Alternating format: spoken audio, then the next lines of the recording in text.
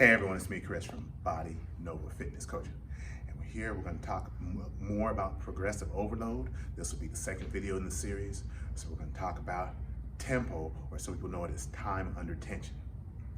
With time under tension, a lot of people misunderstand how it's used.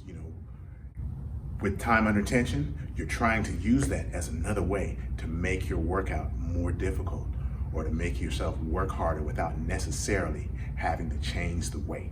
So many people misunderstand it. They just think everything is random, but sometimes the tempo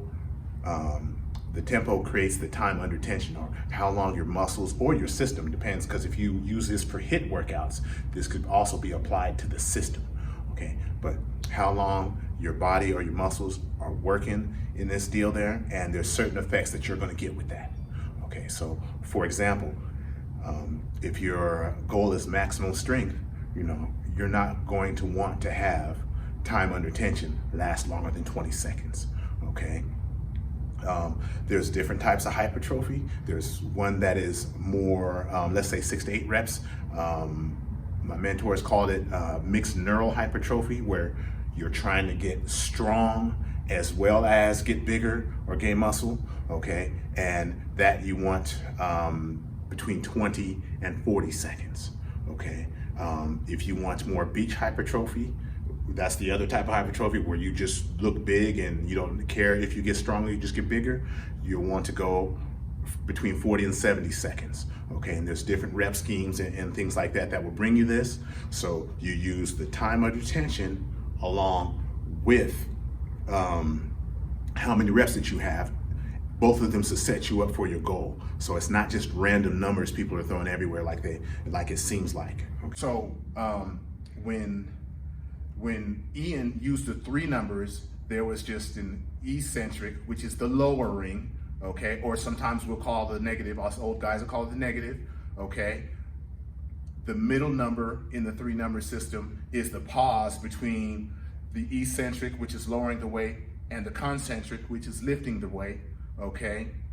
And then the third number is actually going to be lifting the weight. So if I have 303, I'm lowering myself down, 1001, 1002, 1003, and immediately back up, 1, 2, 3, okay? There's no pause, there's no middle number. The middle number is 0, so immediately come back up, okay?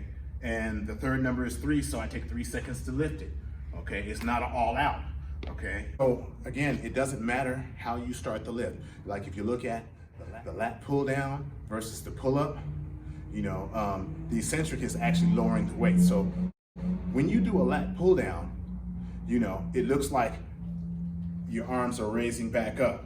So people will try to not make that the first number. They try to change the number around. So if I say, let's say 3021, doesn't matter if you're doing a lat pull down or a pull up, because when you do the lat pull down, as I raise my arms, the weight gets lowered.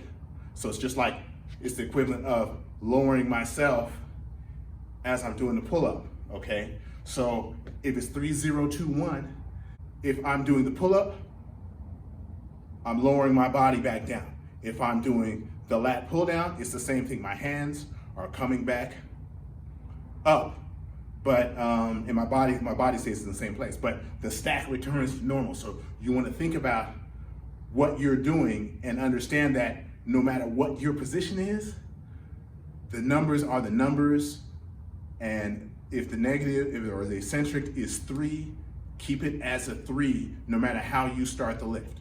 Okay, if you start the bench press with the bar on your chest, you see, and it's 30x1 or 31x0, and you pause for your 1 second, you lift it as fast as possible, and it's down 1, 2, 3.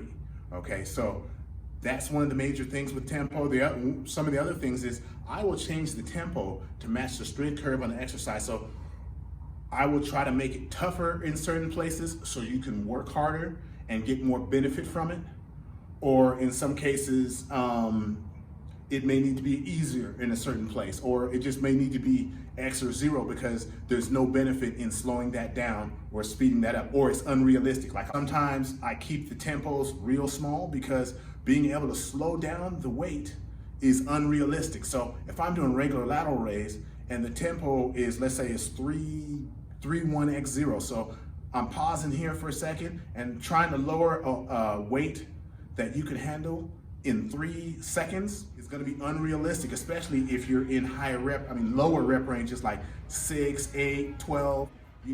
In order for you to reach fatigue within that rep range, that weight is usually going to have to be too light for you to be able to slow it down because you're so mechanically disadvantaged.